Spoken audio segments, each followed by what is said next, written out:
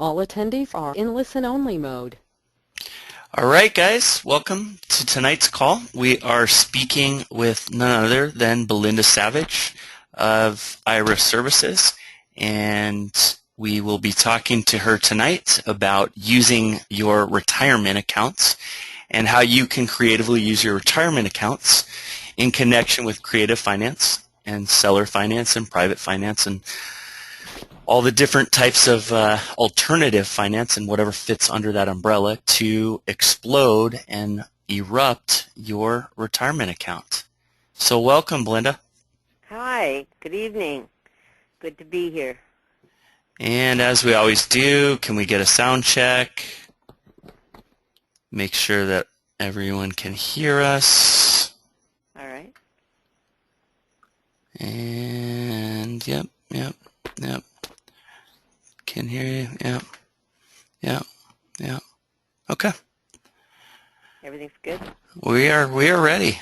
So, Belinda, these calls, as you may or may not know, are designed to get right to it and get right into the meat of the conversation and talk about how we can utilize the different strategies that our experts, you being one of them, to make themselves rich. So tell us a little bit about your background and how you got started and how you got here. Yeah, it's kind of interesting. You come from Wall Street, which is where I started out when I was 17 years old in research and statistics. And by the time I was 24, I had become an institutional bond trader and a market analyst.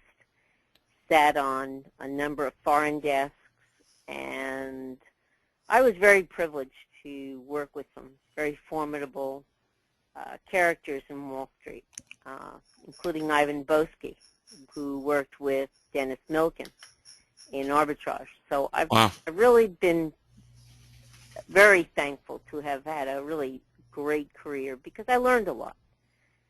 But Wall Street changed dramatically, as everyone really knows, and because of the algorithms that were built into the systems of the New York Stock Exchange, things dramatically changed over the last 15 years. So sure enough, during that time, and it was just after the demise of the dot-com era, I interviewed for this position in San Francisco with Pensco. And I worked with Tom Anderson. And I was appointed as Senior VP of Compliance and Marketing. Talk about two incredibly diverse positions to hold at the same time. So why would Pensco hire you as an IRA, alternative person, specialist? Yeah, because they're that's bonds and, stocks. That's traditionally what IRAs or retirement accounts are in. And this is so alternative. So how did that morph? Well, they were very interested in finding somebody to build a bridge for their clients who were coming over from Wall Street, but wanted to get into the arena of private notes, obviously real estate, precious metals, intellectual property. And they thought that someone with my background, obviously, who knew transactions, would probably fit in with them. And that was a huge gamble on their part. So I have to tell you, Terry, they were taking a chance. But I have to also tell you that I am deeply indebted to my former boss because they gave me that opportunity to come aboard. So IRA, investing is relatively new. It is. Well, actually, it's 35 years old. According to the code, Section 408 of the code, it clearly states what you may not invest in. That's the language that's used. So the language states that there are only two items you may not invest in the entire world. And those two are a collectible, such as wine, antiques, jewelry, and artwork, nor the other one being life insurance policy. But other than that, you can take any kind of IRA if the broker-dealer would allow you to, or the mutual fund company, and you're allowed to invest in what is called alternative assets. But of course, we know the broker-dealers and the banks are only interested in selling you traditional assets, which is unfortunate. Those are because they can get fees from the purchase of the stock or the mutual fund or the bond, the bond or whatever it is. Exactly. And there's been a huge wave of a fallout from Wall Street where a lot of the broker-dealers and the certified financial planners are now becoming registered investment advisors.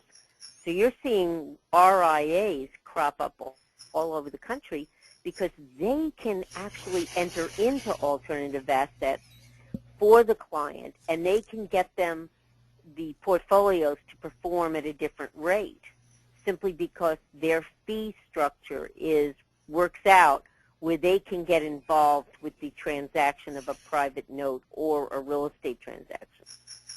Wow, that's awesome.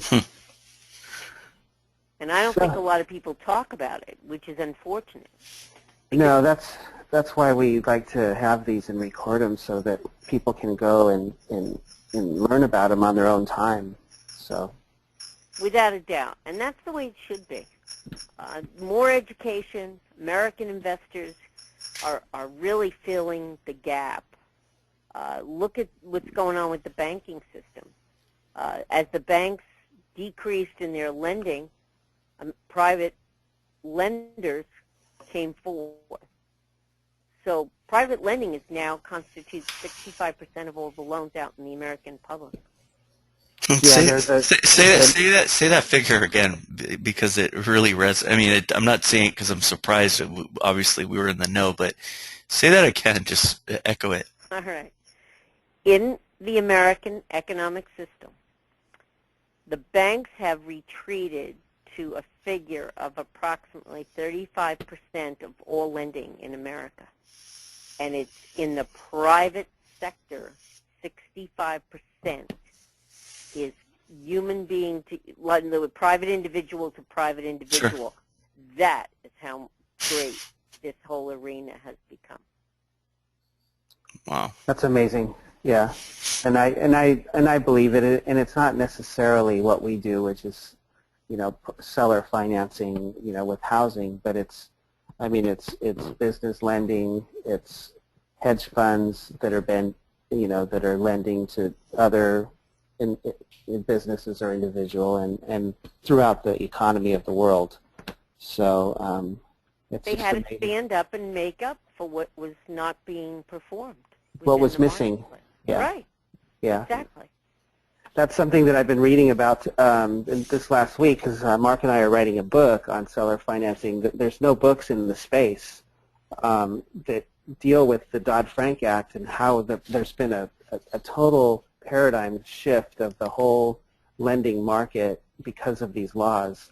And so we decided we'd write a little Amazon 50-page book just to try to highlight what's going on.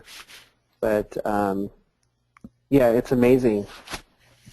So. Well, it's like we say, if you ask 10 people in this space the same question, you're going to get 10 very different answers, and the amount of misinformation and flat out wrong information is just absolutely mind-boggling. And yeah. So anyways, Belinda, go ahead. Belinda, tell us how you're different, or IRA Services is different from the other IRA companies that are out there, and what an investor that wants to convert their IRA or to put their money in a self-directed account. Well, I think, as I had mentioned very briefly, broker-dealers, mutual fund companies, and banks are only in one business, and that is to sell the American investor either stocks and bonds. That's it. They may be in different formats, like mutual funds, or ETF.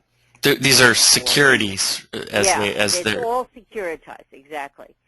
But rather, the reality is that these self-directed companies, there are 18 of them in the country, and there's a difference between trust custodians and administrators, and most Americans don't know that either.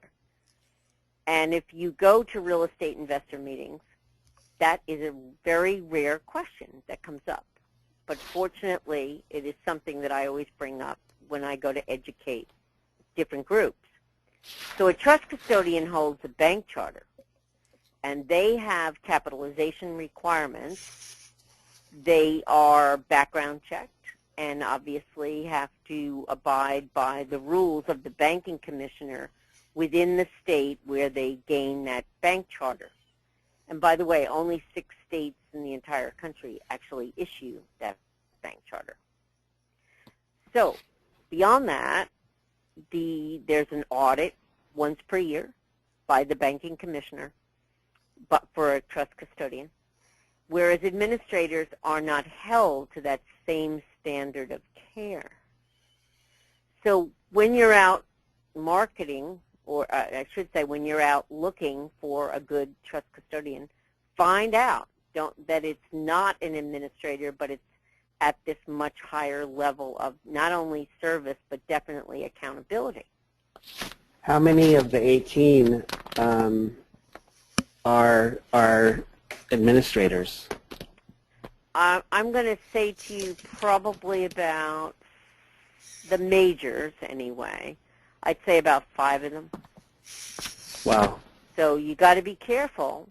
Ask the question, are they, a TPA, a third-party administrator, or are you a trust custodian? Because you want FDIC insurance over your account that's given under federal guidelines. Sure. And so it's also, just to let you know, FDIC insurance covers the cash in your account up to $250,000 per account. Okay, that was my next question is, so what if someone has more than 250 in an account, but let's say it's sitting there and it's not put to use? Do you have more than one bank that you can put the money into, and then the other entity doesn't have that insurance at all? That is correct. So we position the money in 3 different banks, allowing the client who has like $750,000, they're totally covered. Wow. So that's pretty cool. And they're all privately owned. That's the other thing you'll find out. There's only 2 of them that are owned by a broker-dealer. Is there a difference in fees, or is it random from one to the next? It's pretty dramatic. It's from a sliding scale where there's some custodians charge on the value of the assets inside the account. So if you have a $500,000 account, you're spending $1,200 to $1,500 a year, whereas IRA Services only charges you a flat fee. So if you have 1 asset, it's $140. If you have 2 assets, it's $180. And so very competitively priced. And I would say to you, because of their 35 years in the workplace in this market, they really know how to hand tailor it for the retail person, the retail investor, which is great. Yeah, so an asset would be considered maybe a note or a piece of real estate, potentially? That's correct. Okay. That is correct. Yes. Okay. So, and then you could have an LLC holding those different assets. So they're coming out with a brand new fee schedule this year, because if you have an LLC and you're doing a multitude of different investments within the limited liability company and you have checkbook control, they're going to charge you $148 for the whole year. But that's still very, very competitive. And that would be considered the 1 asset. That is correct. Okay, so so your fee would be limited to $148 a year for your IRA that is with IRA Services. Absolutely. It's amazing. It's awesome. It's good. Did you have a question, Mark? Yeah. Can you, since we jumped on the topic of checkbook IRAs, they're controversial, as I'm sure you've heard some speakers say to avoid them going forward. And can you clarify some of the controversy? Sure. I think this is the one item that is controversial simply because it has never come up in a court of law. Never been tried. So some custodians unfortunately have taken the position that they will not allow a client to have their own limited liability company whereby the IRA is a single member and they are the manager of that LLC, because obviously records have to be maintained and you cannot cross over the lines of a prohibitive transaction, which I'll go into later on. But the point is that the custodian, rather than educating all the clients and allowing them to understand, regardless of whether it's inside of an IRA or if you're doing it on the outside of an IRA, it's a responsibility of the investor to assure that they are conducting their business in a very fair and balanced way.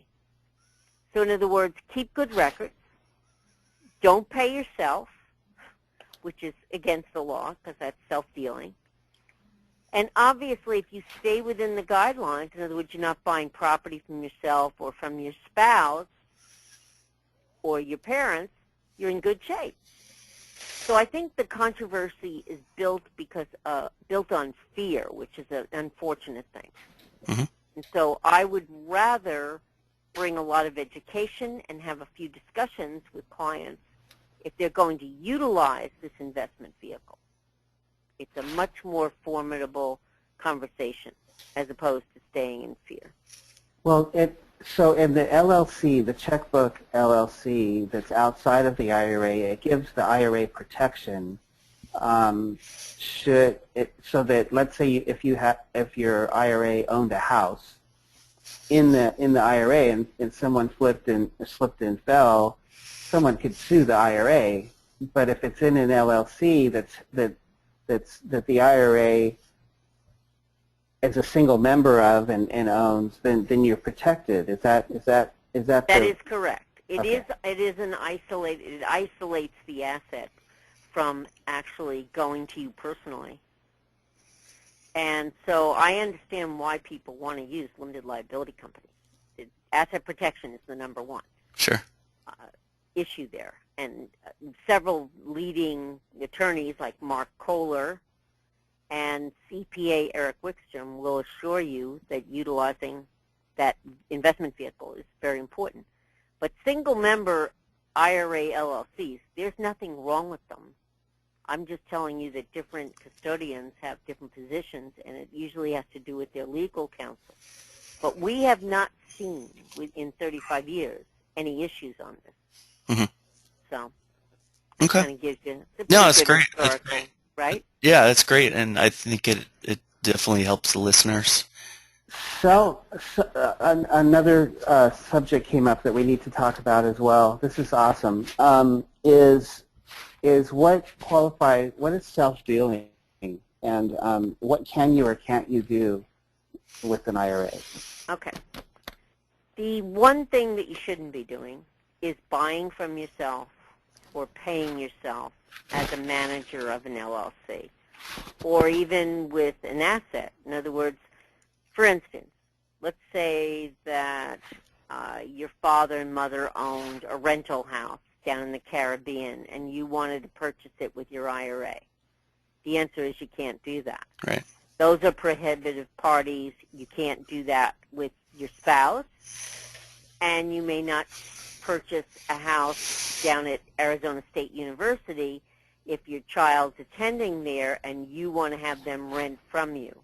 That's called self-dealing, and that is a prohibitive transaction. So you want to stay away from that.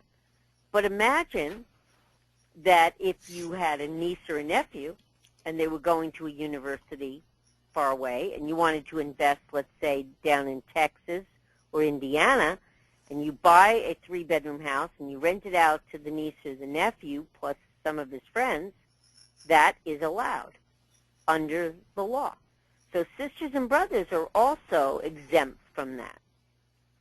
So, for instance, Terry, if you and your brother both wanted to use your IRAs to purchase a fix and flip, you can do that together. And then, if you wanted to turn around and sell it to another member of the family, like a cousin, you could do that. That's totally allowed. Or you could even rent it out to them. So that's good to know. So the exempt part is a parent or a child, Right. but not a brother or a cousin or a nephew. Or an aunt or an uncle. And the reason is they want you not to be dealing with the beneficiary line. So, in other words, your parents, your children, think about it. That's the usual beneficiary line. Right. Okay? It's still pretty wide open. I mean, that's not very prohibitive. No, not at all. And I think that when people get onto the subject matter, I always emphasize what you can do. I think so many times people try to get on that compliance bandwagon and they get very negative, and that's the one thing I don't like to do. I want to emphasize what can we accomplish? That's how do we get this business done, right? Yeah, that's how we do seller financing. It's like you get into this conversation about, exemptions and all the stuff that, the law says you can do this, but you can't do these things. Just hire a mortgage person to do it, and the buyer pays the fee. Just be done with it. It's okay. Makes sense. It absolutely makes sense. Yeah. Could I also mention the fact that people now have another investment vehicle that they can place all their assets in and have checkbook control, and it's called an IRA asset trust, which is a business trust. Have you ever heard of this? No. Do you want me to mention it? It's sure. Because of people wanting to do like a number of notes or a number of pieces of property. And here's the deal. It was resurrected as a business trust about 4 years ago. And Dykes Botiford out of Atlanta actually trains CPAs and attorneys on this specific subject. So the business trust alleviates you applying to a state government for an LLC, and that's when you submit all that paperwork and personal information to a state entity. But for a private business trust, you do not do that at all. So a business trust is established by an attorney, usually an estate planning attorney or a trust attorney. You own it, and for instance, both you and Mark could easily put your IRAs into the trust. You could both be trustees. You have checkbook control. It never goes to any state entity, so you're not paying that yearly fee. And then you do all of your business inside the trust, and guess what? The members are totally anonymous. This is like a blind trust for people that don't want to be like for movie stars or whatever. Is that what it is? It is. It's used for anonymity of that sort. But think about this also. When you go into the marketplace, a lot of people who know you because they see your name on documents. What if they can't see your name? What if the name of the trust is Star Wars, or Galaxy, or whatever it is that you want to call it? The point Walt Disney. Yeah, exactly. So that's how he actually put Disney World together down in Florida. He bought it with a blind trust, all the pieces of the land out there.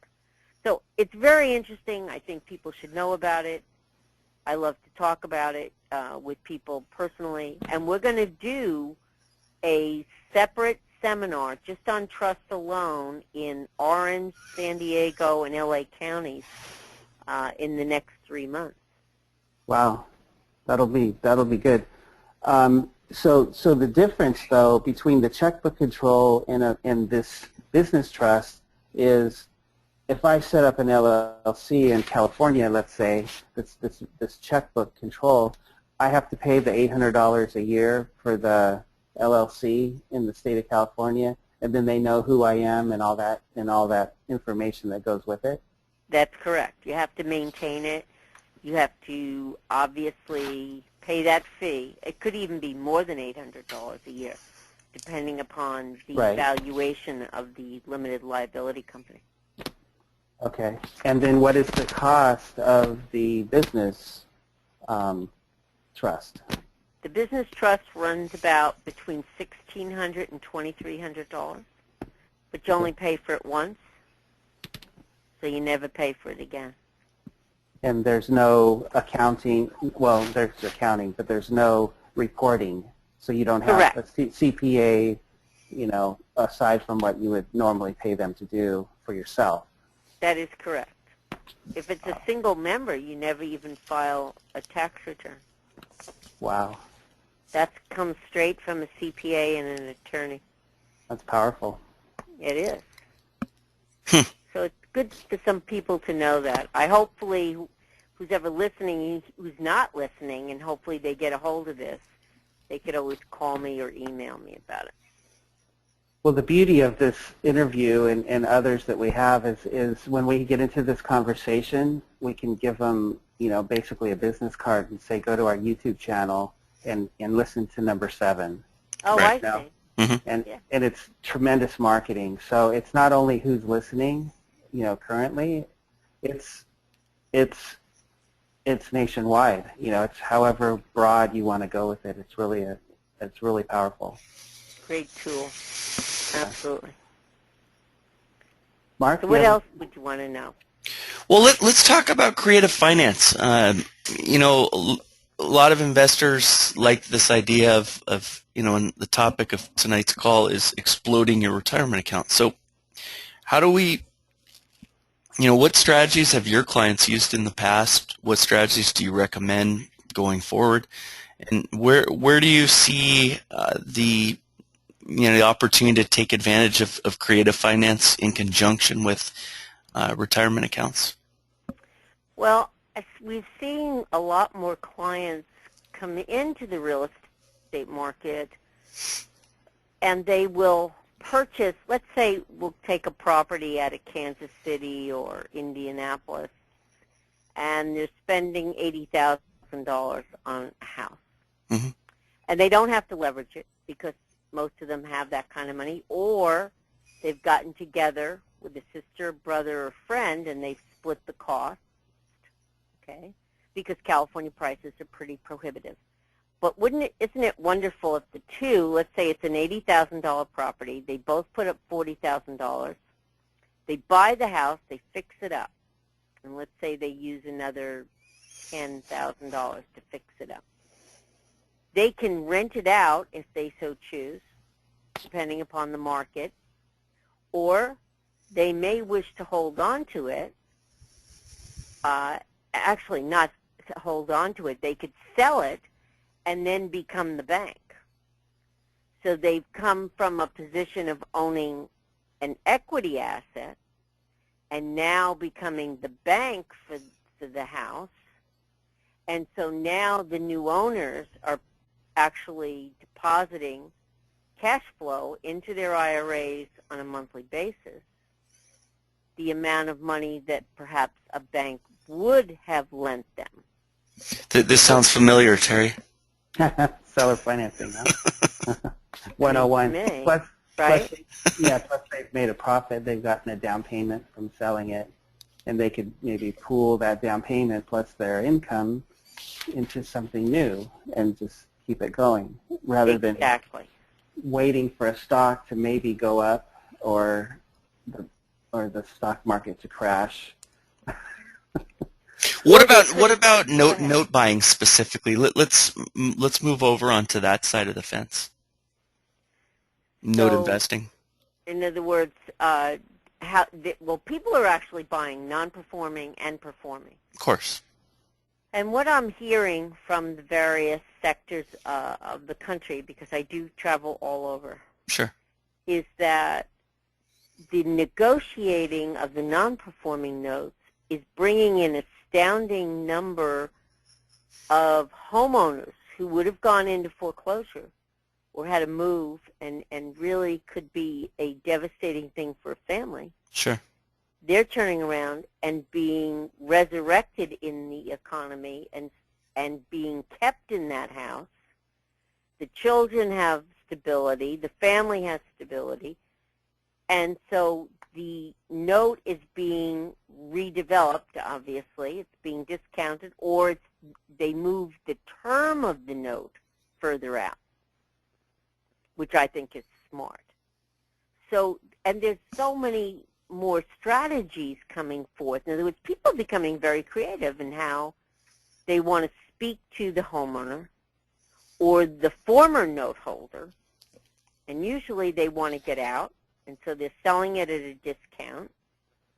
And then obviously somebody who's got an IRA, and if you can pick up like a $40,000 or $50,000 note, and you can get it maybe discounted at 20%, 30%, which is happening, that's a really great piece of investment for the future.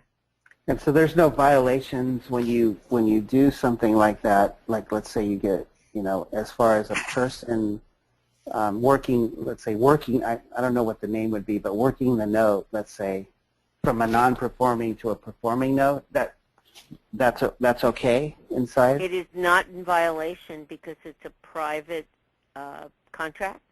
Okay. And no one's brokering it. Right. So it's an agreement between two individuals. It's the same thing as buying a stock and saying, oh, well, I don't like this company anymore, so you sell it and buy another one or something like that. Absolutely. Absolutely. That's powerful. It is. That's how you can explode your IRA. Without a doubt. The other thing is to buy an option on a real estate piece. For instance, sometimes people don't want to go in and put the full amount of money on a house, and they realize there's a good contract there, there's value, so someone will sell that contract. And if you can buy the contract for, let's say, $500, and then turn the value of the house within like a month to 2 months, that contract could be worth like quite a few $1,000s, and we've seen that happen. So there's ways of doing that, and then you have to remember, if you did that a couple of times a year, you're increasing your returns by 15-20% for the whole year. Yeah. There's nothing wrong with that. That's something that is really, really exciting that I haven't heard. When I was with you at the last convention, we met a man that had turned his IRA from like $300 or $3,000, something like that, to $250, and I was intrigued, and he told us basically how he did it, and it was with options, and it's legitimate. It's just amazing how fast you can grow an IRA with $500 in it. Exactly, and that's another thing that I encourage people to do. Lots of times people, particularly if they have married and they have children, and the children have a small IRA, for instance, let's say they only have $3,000 or $5,000. But if the dad has $20,000 and you need another $5,000, let's say, to do, you're going to lend the money out for rehabbing a house. Why not put the child's IRA money next to the father's big piece and then put it forth for the rehabbing of that house? And they're getting 12, 15% returns. What's wrong with that? Wow, that's amazing. And that's Yeah. 60 days, 120 days the most. And that can be done twice a year. That's pretty nice returns. Yeah. And I know I'm speaking conservatively when I say that. I know you are. I know that the numbers can be huge, like that gentleman that we met. Yes, at the paper source. Yes. Yeah, the stories are relentless. I almost wish I could go around interviewing many of the investors that are out there that are not making the papers. And they're not being brought into the light of the media because these people are finding the deals. It's kind of like a probate sale is a perfect example. If you know of someone who's going to have to go through probate, the two original owners are now deceased, and you're talking to the heirs for that house, you may very well be able to negotiate a really great contract on it. And let's say there's a $150,000 profit margin in there, because a lot of times that happens. They just want to get rid of it. Yeah. It needs work. It's a perfect example. It really is. Well, okay. There's one other scenario that crossed my mind, and I'll have to think of it. So, Mark, do you have any questions? Yeah, well, I mean, let's talk about your discoveries, your ahas. What makes someone successful in IRA investing, and what makes someone a failure? You know, what are some of the stories? I know this is a super broad question I just asked, but can you fill in the blanks? Oh, that's easy. People who do nothing and just stand in fear, that to me is failure, okay? A failure only because you've got to take a risk and you Sure. have to try. Right. I don't care who you are. Every part of our lives, I don't care whether it's relationships, going to college, whether it's investing in a business, in a career, in a marriage. I don't care what it is. It requires risk. Right. And it requires hard work. So when I speak to clients, when you sit down with them and they've got an 8 to 5 job, the one thing I tell them to do is to look at the self-directed IRA arena as being your hobby. Realize it's just like coming home, and if you love to go fly fishing and tie flies, or you want to go hot rod, you know, you want to put those together, or whatever it is, you like to play golf. I don't care whether it's a sport or a hobby. That's the way you have to look at your IRA, because this is your future. If you want to grow it and you want to become innovative, then what you want to do is hang out with people who are like-minded. Why don't you attend a real estate investors meeting once a month in your area? To me, that's the best education you can get, and it doesn't cost a lot of money. Yeah. And there are probably 15 of them throughout the Southland, at least. So I think that what has to happen is that people have to think outside the box. Get together with other colleagues, get together with their friends, and discuss what can we do together to get your first real estate deal or private note. And people are willing to mentor others, and I think I've seen an extraordinary explosion of that. Yeah. Because if 65% of all Americans are now privately lending to each other, don't you think that there's great professionals out there? They've got some experience under their belt. And I believe that's why I believe in this so wholeheartedly, that that's where Americans need to become independent again, if you will, in this arena, in the alternative asset sector. Does that kind of give you an idea? In other words, I think that's really where the heart of the matter is. Sure. Paralysis by analysis. Yes. Yeah. Yeah. Can't just watch. What's that? I said you just can't watch. In other words, you got to become a participant. Sure, of course. Well, and then what happens is, from my experience, is you have a couple of successes, and then you have a story to tell, and it gives you more encouragement listening to other people and their stories. And that is so true, Terry. That is extraordinary truth there. It just pays off. I mean, it's like telling your child, how does he know whether or not he can make a team, a sports team, or get into a certain sport if he doesn't try? Yeah. So that's why I love it when people say they're not ready to do something. I have a great story. Kansas City. I have a gentleman who I've known for like 10 years, and he was flipping houses. And he had come from a 9-to-5 job, and he made it his whole entire new career was to fix and flip houses and refurbish them, and he did it from top to bottom. He learned all about rehabbing too. And in that sector, another gentleman comes to me. He's got an 8-to-5 job, and he said, where am I going to start? Who would I actually see? How could I do this? And he was so perplexed about it, and I could tell from his personality he was not outgoing.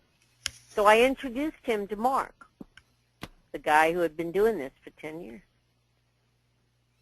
And it's a great story. You ready?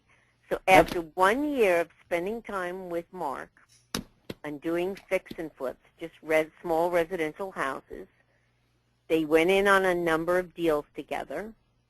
This other new gentleman who was really quiet all of a sudden texted me about 2 months ago.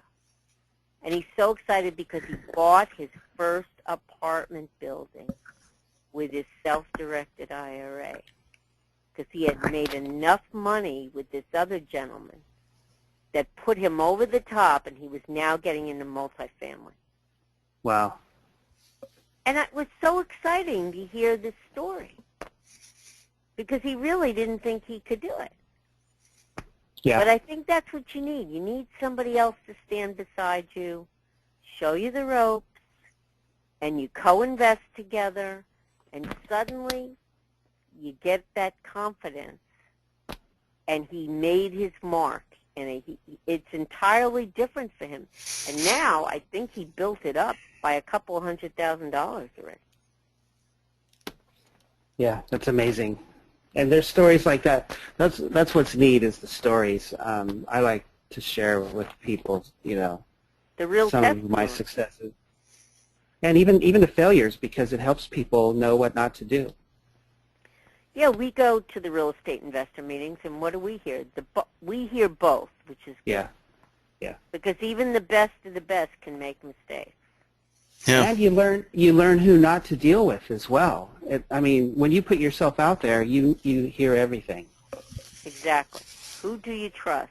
That's why I believe in building teams of people so that it's never just you, because you always need another set of eyes and ears to make sure that the contract you write or the deal that you're negotiating, someone else is working with you.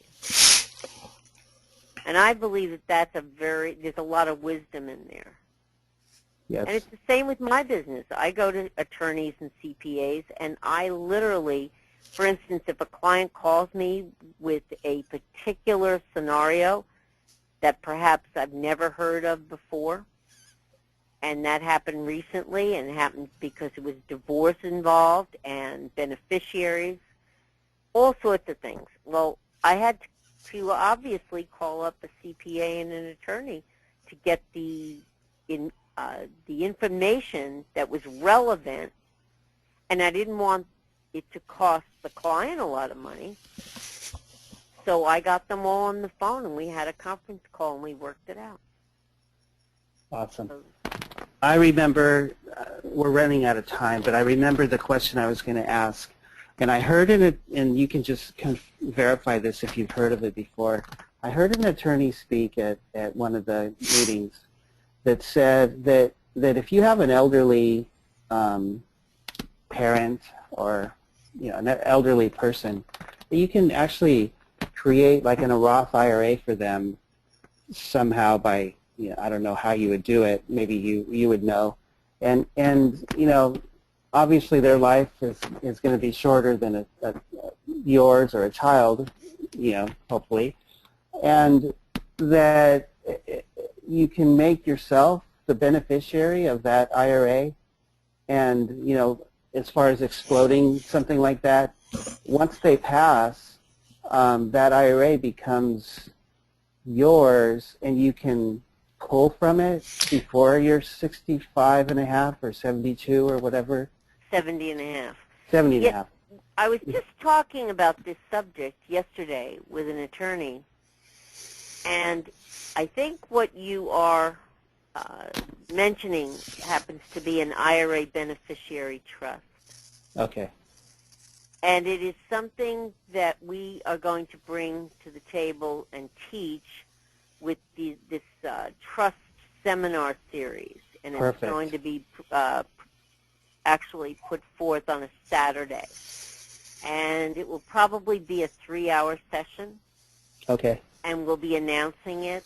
And it will include, obviously, an estate planning attorney, a tax attorney, and myself.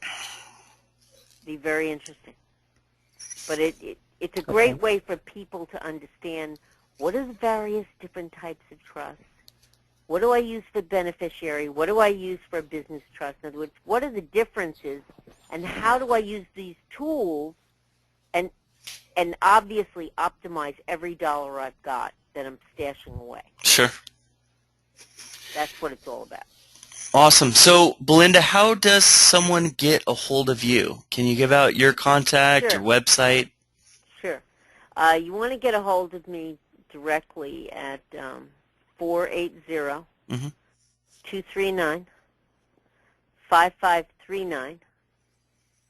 And then they can email me at B as in Bravo, G as in George, my last name Savage, 800@gmail. So that is bgsavage800@gmail? Yes. Okay.